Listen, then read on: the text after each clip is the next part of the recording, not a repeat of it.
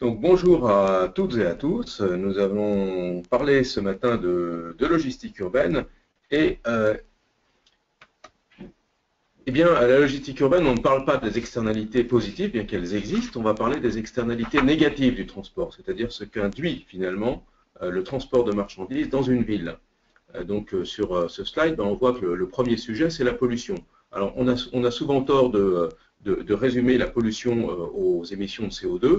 Bien sûr, les émissions de CO2 ont un impact très important dû au transport, mais ce que nous respirons tous les jours, ce sont les émissions de particules et d'oxyde d'azote. C'est cela qui génère sur l'ensemble de l'Europe 310 000 décès prématurés par an, donc c'est tout à fait considérable. C'est ce que nous respirons tous les jours et ce que 80% de la population européenne qui est urbaine respire. Ces polluants, ce sont le transport de marchandises en ville représente 20 à 50% des polluants locaux, et un quart des émissions de CO2. La deuxième externalité négative que nous connaissons tous les jours lorsque nous circulons en voiture dans une agglomération, c'est l'occupation de la voirie, ce sont les embouteillages. C'est ce qu'induit les embouteillages. Donc ça va être bien sûr la pollution, mais ça va être également le stress urbain, le retard, le temps perdu, qui quelque part est une externalité négative du transport de marchandises dans les villes. Le troisième sujet, c'est le bruit, et notamment dû aux camions frigorifiques, au groupe des camions frigorifiques. Donc nous savons que le transport de marchandises est bruyant et donc perturbe l'activité de la ville en général. Et puis nous avons d'autres effets, comme l'accidentologie, qui existe puisque les camions, comme d'autres types de véhicules, sont générateurs d'accidents en milieu urbain. Et l'aspect visuel, j'ai pris un camion, ce sont souvent des camions non pas de professionnels, mais ce sont des camions d'indépendants, d'artisans, qui sont souvent très anciens, en mauvais état, qui donnent un aspect assez négatif à la ville. Et ce que nous constatons finalement face à ça, c'est que malgré l'amélioration des motorisations des véhicules, qui est réelle depuis un certain nombre d'années, les externalités négatives dans les villes dues au transport de marchandises continuent d'augmenter. Toutes les études montrent cela. Qui sont les responsables de cela? Eh bien, les responsables de cela, ce sont nous tous, finalement. C'est nous tous qui sommes responsables de ce qui se passe aujourd'hui. Et quand je dis nous tous, c'est finalement notre mode de consommation et l'évolution de la consommation dans les villes. Alors, il y a plusieurs facteurs. J'en ai pris quelques-uns, il y en a peut-être d'autres d'ailleurs. Le premier d'entre eux, c'est sans aucun doute l'e-commerce. L'e-commerce qui, au lieu de générer l'expédition de palettes dans les magasins, va générer l'expédition de colis vers des particuliers, qui en plus ne sont pas toujours chez eux. Donc nous avons en France environ 600 millions de colis par an et des taux d'augmentation qui sont de 14% pour l'e-commerce et une certaine banalisation du panier qui montre que tous les ans nous avons une baisse de ce panier moyen d'environ 6%. Donc ça veut dire, quand on retraite les chiffres en fonction d'un certain nombre d'éléments, nous avons donc tous les ans 60 à 100 millions de colis supplémentaires. Alors c'est très bien pour les transporteurs de colis, c'est moins bien pour l'environnement parce que ce sont des livraisons en plus dans les villes, ce sont donc des externalités négatives supplémentaires. Le deuxième effet, c'est finalement lié à l'e-commerce, ce sont les retours. Dans un certain nombre de domaines comme le textile, l'habillement ou la chaussure, nous avons des taux de retour qui avoisinent les 20%, c'est-à-dire que nous expédions des produits que nous retournons sans les avoir conservés ou consommés. Évidemment, on crée des flux supplémentaires. Le troisième élément qui est donc caractéristique de notre style de vie, c'est la livraison à domicile. Nous ne voulons plus porter, nous nous faisons livrer. Quelque part, on le fait tous. Quelque part, c'est environ 10 millions de livraisons par an, avec un très fort taux de croissance sur les livraisons à domicile, des flux qui n'existaient pas. Et puis, nous avons donc le commerce, l'évolution du commerce, qui sont cette création, ce développement des petits formats urbains de magasins que nous voyons tous dans les villes apparaître avec différentes enseignes, qui sont des tout petits espaces, qui ont des assortiments assez réduits, et souvent des livraisons qui ne sont plus hebdomadaires ou bi-hebdomadaires comme on connaissait avant, mais qui sont 2 à 3 fois par jour, comme les pharmacies. Donc finalement, on génère des flux supplémentaires qui là aussi n'existaient pas. Et puis le cinquième ensemble, ce sont les évolutions logistiques des entreprises. La tendance au zéro stock. Un magasin n'est pas fait pour stocker, donc on doit l'approvisionner plus souvent. on va se retrouver avec des fonctions cross-canal qui vont générer des flux logistiques. Donc, quelque part, globalement, nous constatons que la parcellisation des envois et l'accélération des flux génèrent des expéditions, des livraisons de plus en plus fréquentes et de plus en plus réduites. Alors, la réglementation face à cela, eh bien, elle est compliquée, bien sûr. Nous avons une réglementation nationale, on va dire des lois, des décrets, et puis nous avons une réglementation locale. Ce qu'il faut retenir, en quelques mots, mais on peut s'attarder sur ce sujet, sur la réglementation nationale, nous avons d'abord, les entreprises ont une obligation depuis 2013, qui est le fameux décret 1336, qui leur impose de mesurer les émissions de CO2 et maintenant d'ailleurs de façon plus générale les gaz à effet de serre. Et puis nous avons la loi sur la transition énergétique, donc 140 articles. J'ai pris 2 phrases dedans qui sont intéressantes et qui nous concernent, il y en a d'autres. Il y en a une qui a pour objectif de favoriser l'utilisation de modes alternatifs à la route, c'est-à-dire le ferroviaire, le fluvial, pour acheminer des marchandises dans les agglomérations, c'est-à-dire de supprimer les camions. Et puis la deuxième, c'est finalement de favoriser les solutions qui permettront de mieux remplir les camions. C'est clairement mentionné dans la loi. Donc c'est quelque chose d'important, et cela, donc cette petite phrase induit de très nombreuses solutions, on va le voir. Le deuxième pilier, c'est la réglementation locale. Eh bien, nous avons donc maintenant dans tous les documents d'urbanisme locaux, que ce soit les schémas de cohérence territoriale pour les intercommunalités, les plans de déplacement urbain, des volets marchandises en ville, c'est-à-dire il y a un certain nombre d'orientations qui sont données dans les agglomérations pour améliorer ce sujet. Et puis souvent renforcés par des documents d'adhésion, je vais dire, des professionnels, qui sont par exemple des chartes de bonnes pratiques, comme on le connaît à Paris ou dans différentes villes, Toulouse par exemple. Ensuite, nous avons la réglementation des villes. Eh bien, nous voyons donc que la réglementation devient de plus en plus contraignante et les choses vont s'accélérer dans les mois qui viennent très vraisemblablement, avec une orientation très forte qui est de transformer les villes françaises en ce qu'on appelle des low emission zones. Il y en a plus de 200 en Europe. Il y a un grand vide, quand on prend une carte de l'Europe, c'est la France. Donc pour différentes raisons, aujourd'hui, donc, ce vide va être rattrapé, c'est-à-dire que les villes françaises vont être soumises à des critères pour les véhicules de livraison en fonction de leur niveau de pollution. Donc quelque part, ce que l'on constate, c'est que la réglementation devient de plus en plus contraignante, tant sur le plan national que local. Alors la logistique urbaine dans tout cela, le slide, petit souci technique, on va avancer dessus, mais on va le voir. Voilà, il arrive. Donc les objectifs de la logistique urbaine, finalement, c'est de réduire le nombre de camions de livraison, c'est d'optimiser les trajets détournés, c'est de réduire les temps d'attente, ça va être d'optimiser le stationnement dans les villes, et puis finalement de livrer plus propre. Et quelque part, finalement, ça va être d'améliorer la productivité des livraisons, de réduire les nuisances, on l'a vu, et d'accompagner finalement l'évolution de la consommation, c'est-à-dire nous tous. Alors, évidemment, il n'y a pas une solution unique. C'est là où c'est un petit peu compliqué. Donc, sans rentrer dans le détail, on a plusieurs piliers de solutions. L'une, c'est de mutualiser les flux. C'est-à-dire qu'on va essayer de réduire, pour le même nombre de livraisons, on va essayer de réduire le nombre de véhicules. Donc, on va essayer de consolider les choses et de réduire le nombre de véhicules. Le second pilier, ça va être la multimodalité, c'est-à-dire de faire rentrer dans les villes les marchandises par d'autres moyens que des camions. Le troisième pilier, ça va être de choisir des véhicules qui sont moins polluants, électriques, au gaz, des cargocycles, peut-être de la livraison à pied dans certains cas. Le quatrième pilier, ça va être de livrer en dehors des horaires finalement qui sont les plus soumis aux embouteillages, c'est-à-dire la nuit.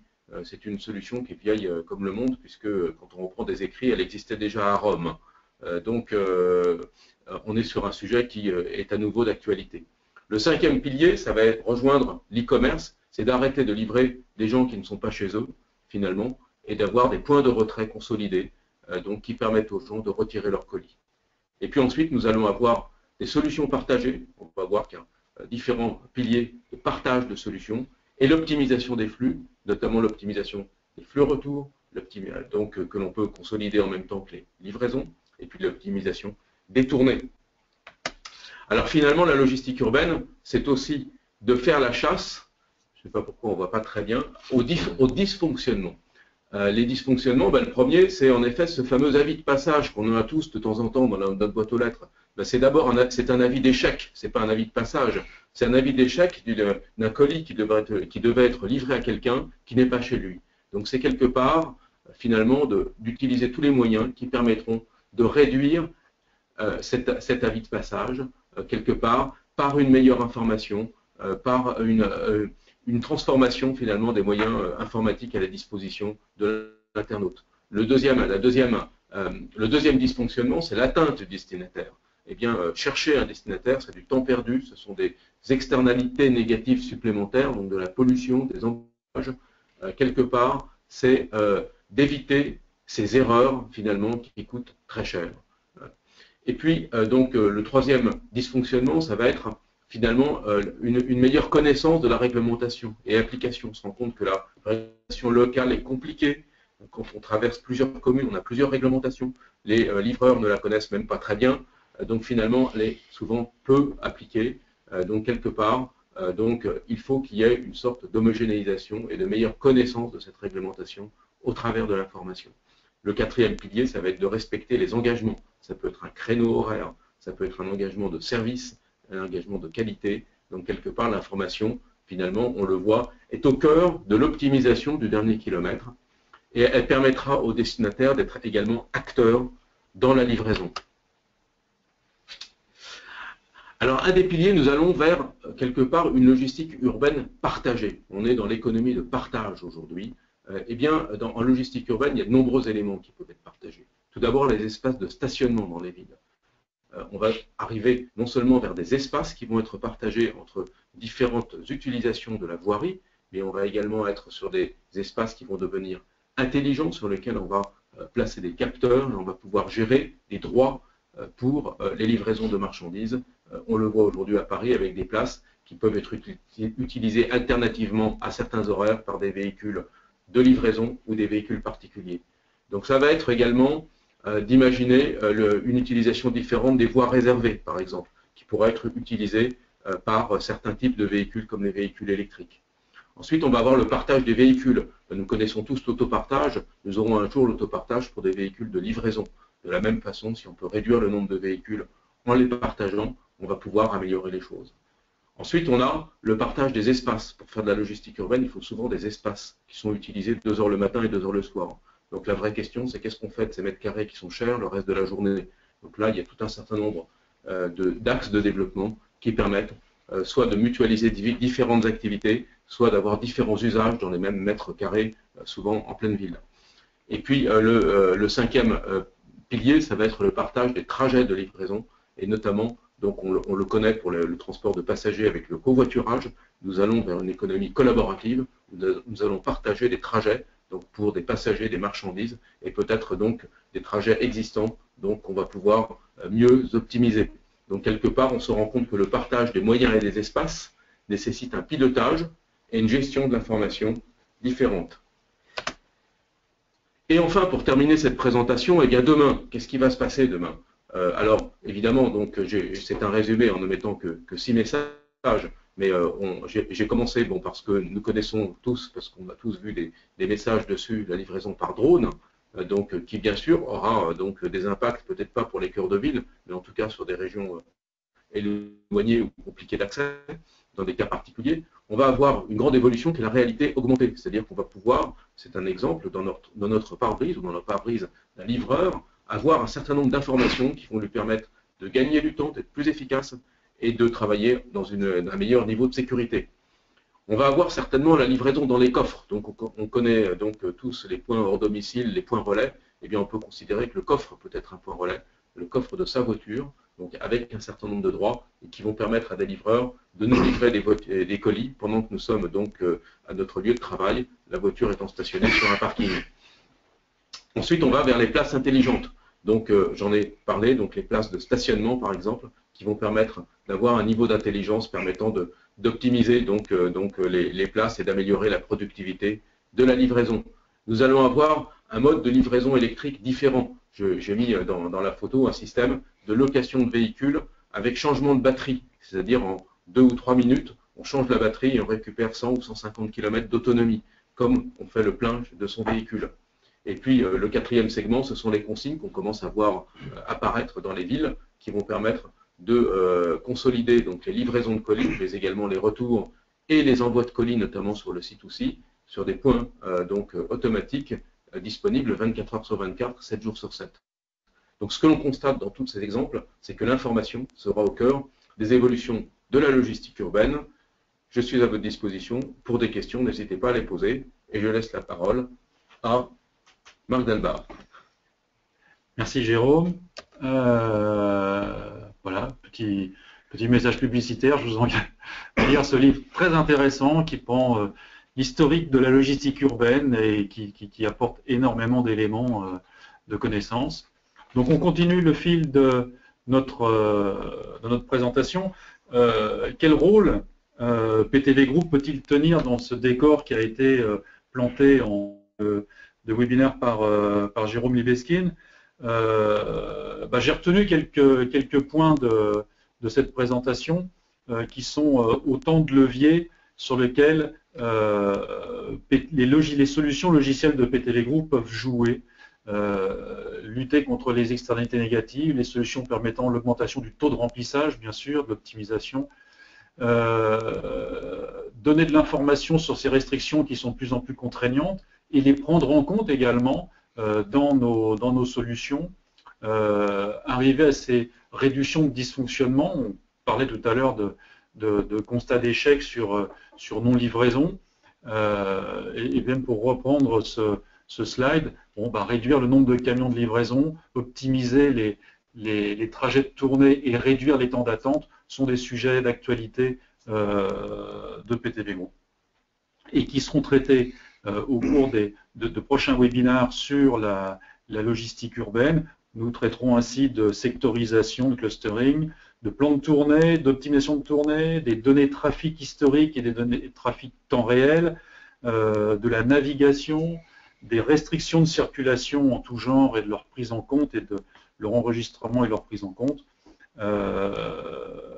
On abordera également ce que l'IT ou ce que pourra apporter dans le futur proche. On évoquait tout à l'heure la réalité augmentée, la e-mobilité, tout ce qui concerne le trafic prédictif sont des points que nous aborderons plus tard. Mais aujourd'hui, le sujet, c'est l'adresse, et l'adresse comme la clé de voûte de... pardon. J'ai un slide de retard, je vous prie de m'excuser. L'adresse comme la clé de voûte de tout le travail d'optimisation qui peut être fait, et de sa qualité va dépendre le résultat de tous les travaux qui pourront être faits et la qualité de service également du prestataire. Donc, en forme de clin d'œil, c'est le point de départ, puisque c'est ce qu'on récupère en premier lieu avec la mission de transport que l'on a, et c'est bien évidemment le point d'arrivée, puisque c'est là qu'on doit venir le déposer. Mais on va voir qu'on va s'en servir tout au long des process liés au transport. Alors l'adresse, si on s'essaye à trouver une définition, j'ai pris celle qui a été utilisée dans un groupe de travail mené par la FIGEO il y a quelques années, qui était plus liée comme vous pouvez le lire, à l'opérateur postal, mais on y retrouve les éléments principaux. C'est l'ensemble des informations fournies par le client émetteur est nécessaire à la remise du courrier, du colis, de la marchandise au client destinataire, sans recherche ni équivoque, dans le cadre des prestations offertes par l'opérateur. Sans recherche ni équivoque. Là, je crois que c'est ça l'enjeu principal, parce que de sa précision, elles seront indispensables pour le prestataire. Elle est indispensable, comme je disais tout à l'heure, pour les outils de calcul, et donc globalement indispensable à la qualité globale de la prestation. Alors, l'adresse postale, c'est quoi? C'est un nom, une raison sociale suivi d'un numéro de rue, d'une rue, d'une voie, d'un code postal, d'une cité, Et ça, eh bien, il faut le transformer, il faut le traduire. C'est ce qu'on appelle le géocodage, et on le traduit en une position géographique, un XY dans le plan géographique, donné par une valeur de latitude, une valeur de longitude, qui va nous permettre de faire le calcul. Bon, bah, ça paraît quelque chose d'extrêmement simple, d'extrêmement trivial aujourd'hui. Ça fait 25 ans qu'on connaît la technologie, mais qu'on l'améliore. Mais en fait, c'est pas si simple, parce que la qualité des adresses en entrée ne permet pas forcément d'obtenir cette position géocodée, ce XY. Exemple, un retour d'expérience communiqué par IBM sur le projet Optimode Lyon, donc d'optimisation des tournées de livraison et de mobilité sur l'agglomération lyonnaise. En début de projet, il y a quelques milliers d'adresses de livraison qui ont été communiquées et qu'il a fallu géocoder. Et après une première passe de géocodage, on se rend compte que 40% des adresses ne sont pas standards. C'est-à-dire que 40% des adresses n'ont pas pu être géocodées directement. Donc après un petit travail sur ces 40% d'adresses non géocodables, non standards, eh bien, on en trouve encore 16% qui sont imparfaitement géocodées et 1% qui sont totalement fausses. Et puis, même après des tentatives de résolution manuelle, on obtient un résultat de 8% d'adresses non résolues avant le départ des véhicules de livraison. Donc ça veut dire que là, on remet dans les mains du livreur un colis en espérant que lui trouvera la solution sur place pour le livrer. Et à l'arrivée, le constat est lequel? C'est que 1 à 2% des livraisons reviennent au dépôt pour défaut d'adresse. C'est-à-dire qu'effectivement, le livreur a pu faire quelque chose, a pu trouver pour quelques-uns de ses colis, mais pour 1 ou 2%, c'est des retours. Donc on parle là de centaines de livraisons, de milliers de livraisons, et donc du temps passé, parce que le livreur, pendant qu'il fait ses recherches, il est beaucoup moins efficace. Et là, en termes de rentabilité, en termes d'efficience, on est extrêmement mauvais. Alors, le géocodage, il a un niveau de précision, c'est-à-dire que on cherche bien évidemment à être au plus serré du point de livraison, mais on peut avoir une livraison au niveau de la rue, au niveau de la ville, au niveau du code postal. Et donc là, effectivement, c'est pas satisfaisant. C'est pour ça qu'il faut refaire des passes. On va y revenir un peu plus tard.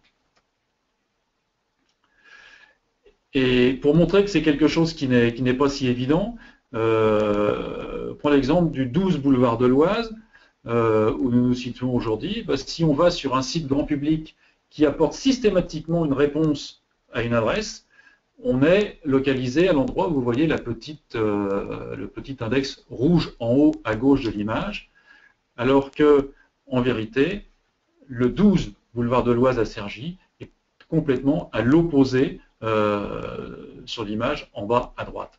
La différence, 900 mètres.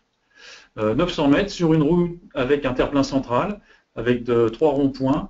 Le livreur qui devait livrer quelque chose chez PTV Group pour 12 boulevard de l'Oise et qui se retrouve 900 mètres plus loin, il va perdre du temps, il va faire des kilomètres et il va obérer la rentabilité de l'opération. Alors, pourquoi un écart de 900 mètres? C'est lié à plusieurs choses. 2 raisons principales. La première, les techniques de géocodage. Il en existe plusieurs.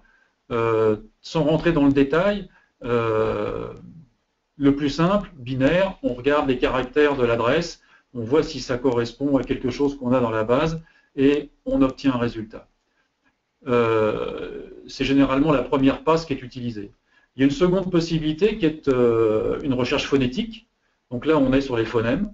Donc s'il y a un mauvais orthographe de l'adresse, on peut éventuellement, par recherche phonétique, arriver à trouver des résultats et se rapprocher du géocodage exact. Et puis, on peut élargir le spectre avec un géocodage flou, c'est-à-dire qu'on va chercher dans la base des adresses qui correspondent à des éléments trouvés dans l'adresse d'origine. Et donc là, ça va être à l'opérateur d'aller choisir celle qui lui semble la plus proche. Et puis, il y a un travail manuel de géocodage qui peut consister à dire je regarde sur la carte et puis je vais positionner, je vais faire un clic à l'endroit qui me paraît être celui du bon géocodage. Alors, ça peut paraître étonnant quand on regarde un petit peu ces façons de faire, quand on est habitué sur des sites grand public à simplement mettre l'adresse et obtenir un résultat. Bon, on a vu ce que ça pouvait donner parfois sur des écarts de plusieurs dizaines, voire centaines de mètres. En géocodage, en utilisation professionnelle, il est important d'avoir la position la plus précise. Donc j'évoquais toutes les raisons pour cet écart. On vient d'évoquer celui des techniques de géocodage. Le second, c'est la précision des données cartographiques. Le géocodage, comme je viens de le dire, voilà, on cherche avec ces solutions algorithmiques, binaires, phonétiques, floues, manuelles, pas manuelles, floues, une position et on cherche dans une base cartographique. Et donc là, la base cartographique est fournie par un cartographe, en l'occurrence IR, et le mieux, c'est de laisser la parole à IR pour qu'il nous présente la façon dont sont collectées ces données, quelle en est la précision, quel en est l'enjeu, et comment elles sont traitées par le cartographe. Donc je laisse la parole à Pascal Boyau, responsable marketing de IR Entreprise. Voilà, bonjour. Je vais donc en une dizaine de transparents vous présenter d'abord rapidement IR, qui nous sommes, insister sur les processus de mise à jour, et on est dans un monde où toutes les adresses et toutes les informations géographiques changent tous les jours, j'insisterai un petit peu là-dessus. Un focus sur les adresses ponctuelles en France et pourquoi nos données ont d'excellente qualité et vous pouvez donc ainsi améliorer votre géocodage. En introduction, l'objectif un peu, c'est de vous aider à livrer avec une précision métrique. On a vu dans les exemples de Marc Dalbar tout à l'heure qu'il pouvait y avoir des erreurs de 900 mètres. Vous allez voir que notre présentation, c'est de vous prouver qu'on peut vraiment être extrêmement précis dans la livraison.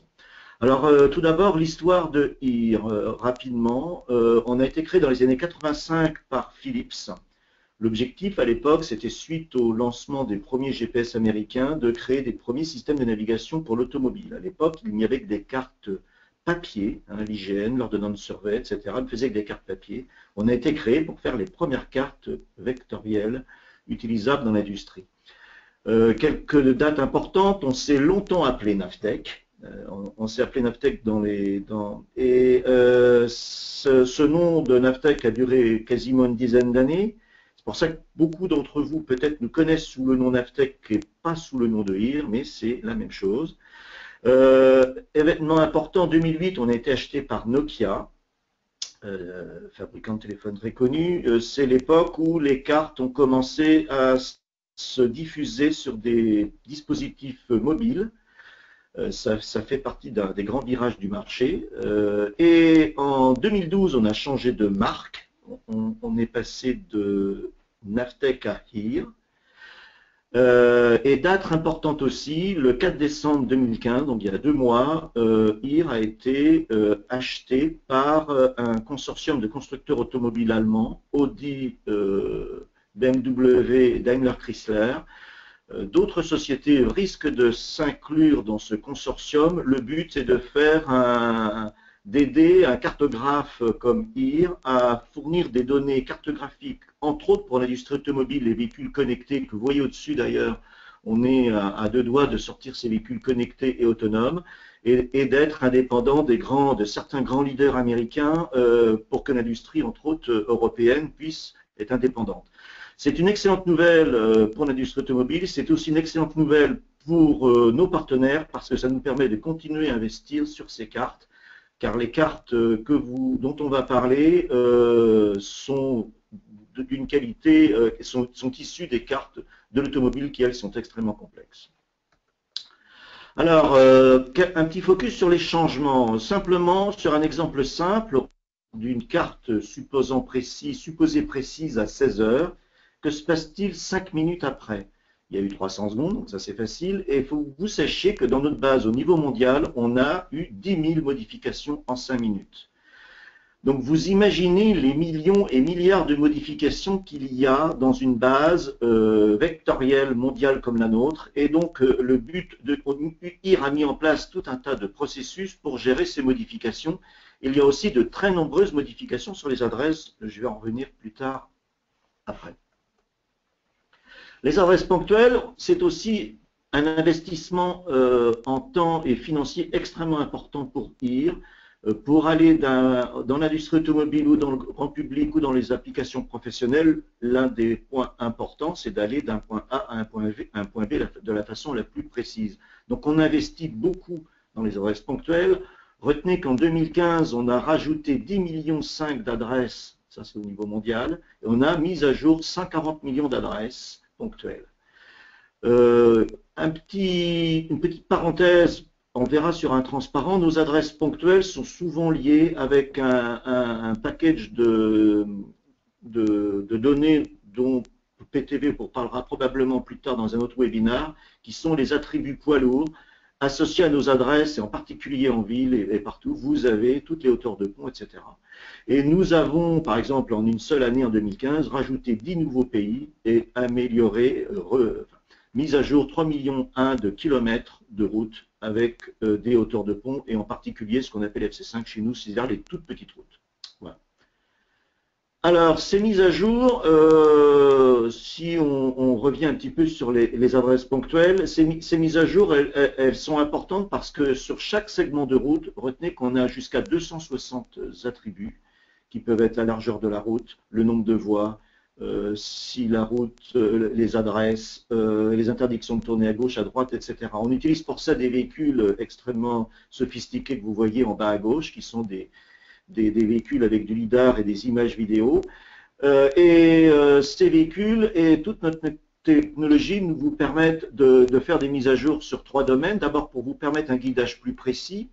Et par exemple, en Europe, sur une période de 6 mois, on a ainsi mis à jour 520 000 km de route, 750 000 adresses, 40 000 panneaux de circulation et 18 000 ronds-points.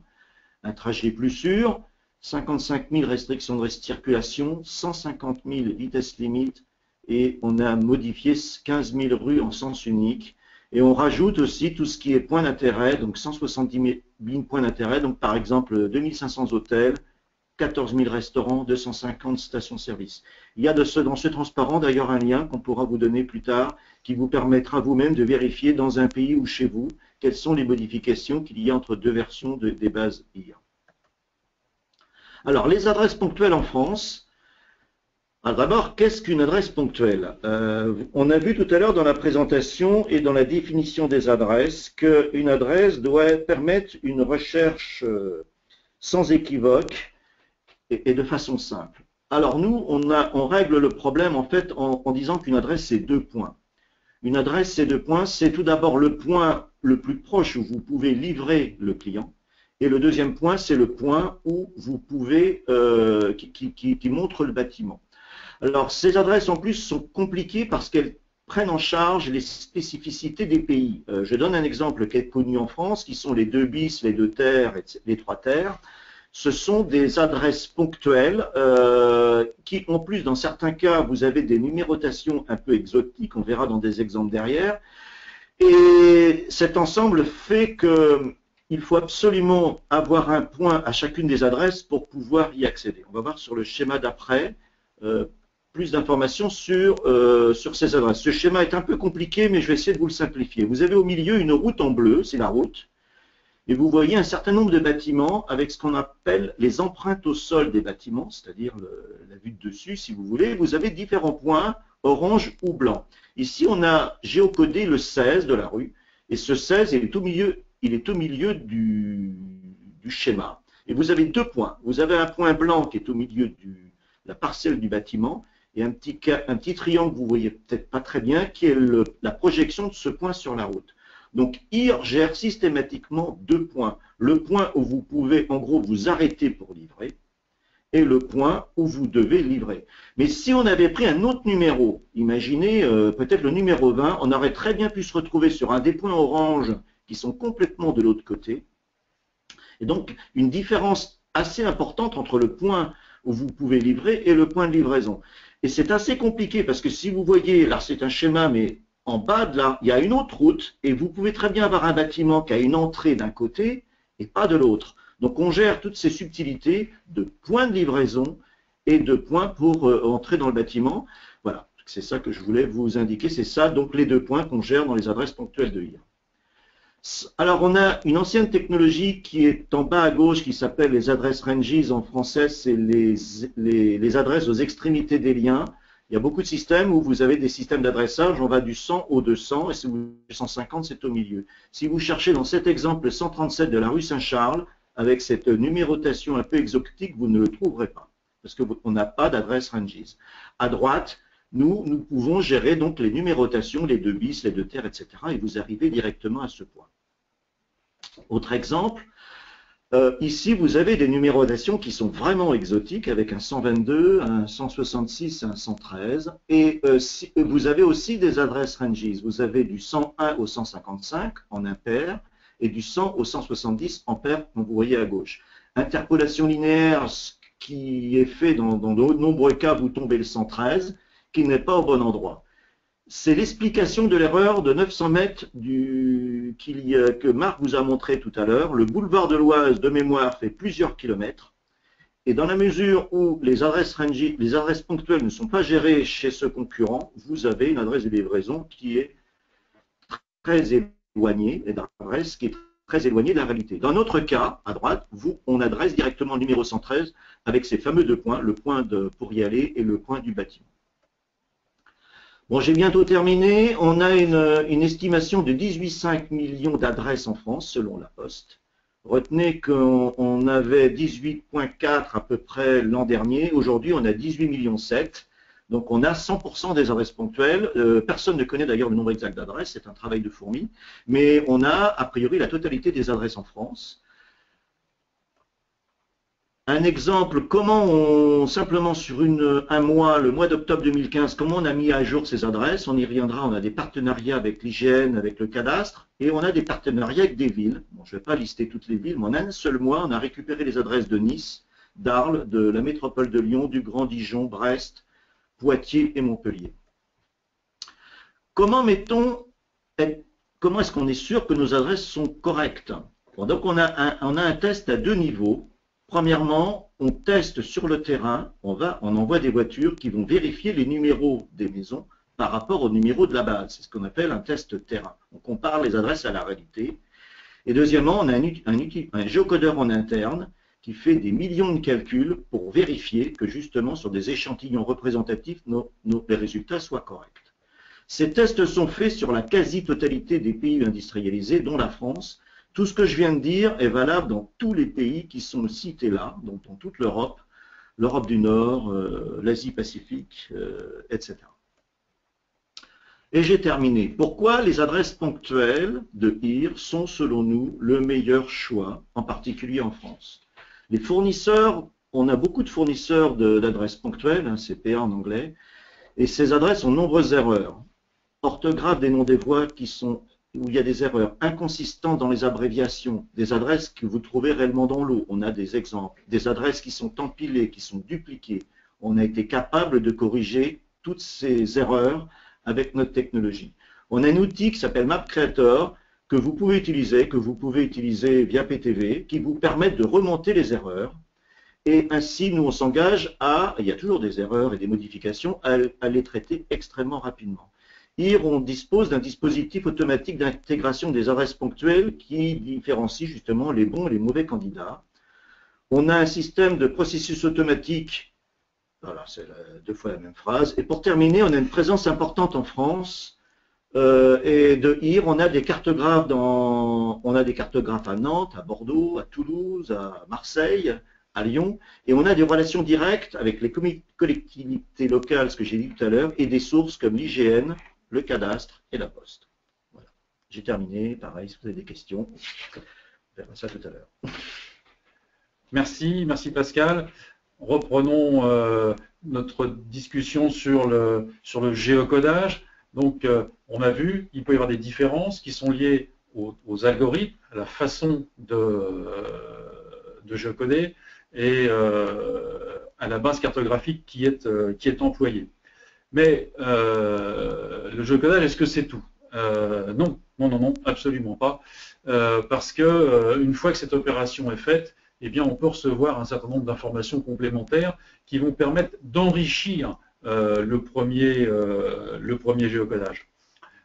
C'est ce que chez Group nous mettons en place sous le nom de base de connaissances. Et je vais reprendre l'exemple de l'adresse de PTV Group. 10-12 boulevard de l'Oise à Cergy. Alors déjà, ça commence parfois avec les différences peuvent arriver sur l'adresse avec des différences quant à la raison sociale. On s'appelle PTV Group, des fois avec un E, des fois sans E. Des fois, ça arrive simplement avec marqué PTV ou PTV Loxane ou Loxane, l'ancien nom de l'entreprise.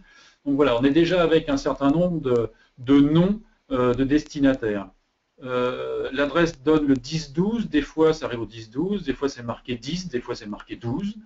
Je ne pense pas que ce soit jamais rien marqué, et on est sur Cergy, et souvent Cergy, les gens confondent, enfin, ou les gens appellent Cergy-Pontoise, donc on a aussi deux noms de villes possibles. Donc vous voyez, de raison sociale, les numérotations, bon, sur boulevard de l'Oise, il n'y a pas trop d'ambiguïté possible. Et puis, on peut aussi combiner ça avec le code postal, un code postal de CEDEX, etc. Bref, sans oublier d'ailleurs que cette adresse postale concerne les petits paquets et les plis, mais que s'il y a une livraison un peu lourde, une palette ou quelque chose comme ça, c'est dans la rue derrière, la rue des Bourgognes. Donc, voilà, des multiples combinaisons, mais tout ça pour un seul et unique destinataire. Alors, comment est-ce qu'on peut s'assurer que, quelle que soit la raison sociale, la numérotation, la façon dont on écrit la ville, et en fonction du colis qui est à livrer, eh bien, on amène le livreur à la bonne adresse, eh bien, c'est grâce à cette base de connaissances où on va compiler les informations autour de l'argument du destinataire. Alors, cette base de connaissances, elle va s'enrichir avec quoi? Avec des combinaisons d'adresses, comme ce qu'on vient de voir avec l'exemple de l'adresse de PTV. Elle peut s'enrichir également avec des positions GPS relevées sur le terrain. Si le livreur est équipé d'un terminal qui peut faire un enregistrement sur place, eh bien, il va pouvoir mettre la position exacte. Et à ce moment-là, elle est enregistrée dans la base de connaissances et employée pour les calculs ultérieurs. Donc, résultat de cette base de connaissances, une précision augmentée, une efficacité et une productivité augmentée, tant dans les calculs, dans les préparations des tournées, que dans l'exécution de ces tournées. Donc, cette base de connaissances devient un réel asset, un référentiel propriétaire, un atout pour le transporteur. Donc, je le disais, des gains de temps sur des calculs quotidiens. On parle, suivant les transporteurs, de milliers, de dizaines de milliers d'adresses géocodées par jour, de centaines de milliers pour certains. C'est la possibilité d'éventuellement faire une recherche d'adresse sur un autre attribut qu'un nom de rue, etc., le nom, la raison sociale. Et c'est la possibilité, là aussi, de transmettre la position géocodée directement dans le système de navigation du chauffeur, de façon à éviter à ce que ce soit géocodé une nouvelle fois par le système de navigation et à se retrouver avec un écart par rapport à la réalité. En envoyant la position connue, reconnue, vérifiée directement dans le système de navigation, on gagne aussi là du temps et des kilomètres. Alors, le géocodage, la base de connaissances, l'outil de base de connaissances PTV Group, on le voit clairement, c'est de l'augmentation de la productivité, c'est de la recherche de l'efficience des ressources, on utilise au mieux les ressources disponibles. Comme l'évoquait Jérôme Lueskin tout à l'heure, on participe en ça à la chasse aux flux inutiles. Les flux inutiles, c'est les 900 mètres qu'on a vus tout à l'heure, c'est des distances inutiles pour la recherche. c'est une adresse non trouvée, erronée, qui fait qu'on revient au dépôt avec le colis. Et on a pu remarquer chez un certain nombre de nos clients déjà des gains énormes en kilomètres simplement sur la mise en place d'outils de géocodage puissants associés à des bases de connaissances. Je ne citerai pas le nom, mais je me souviens avoir lu dans la presse professionnelle le témoignage d'un dirigeant d'un de ces groupes annonçant des gains de l'ordre de plus de 10% de kilomètres avec les outils mis en place, et on était là avant la mise en place d'outils d'optimisation de tournée qui vont permettre également de faire des économies de kilomètres. Donc on le voit, ça pouvait paraître, ce sujet de l'adresse, quelque chose d'assez trivial, d'assez simple, mais l'enjeu est très lourd. Donc ces outils, que ce soit du géocodage, que ce soit les bases de connaissances, on peut les retrouver associés à des logiciels PTV Group, comme PTV Map & Guide, qui est un logiciel de calcul d'itinéraire distancié, calcul de coûts, ou PTV Smart Tour, la solution d'optimisation de tournée sans contrainte. On peut également les retrouver sur des moteurs, sur des composants d'intégration avec des moteurs de géocodage extrêmement puissants pour brasser des quantités énormes de géocodage dans des temps records, le tout accompagné bien évidemment de services spécifiques d'accompagnement ou de développement spécifique.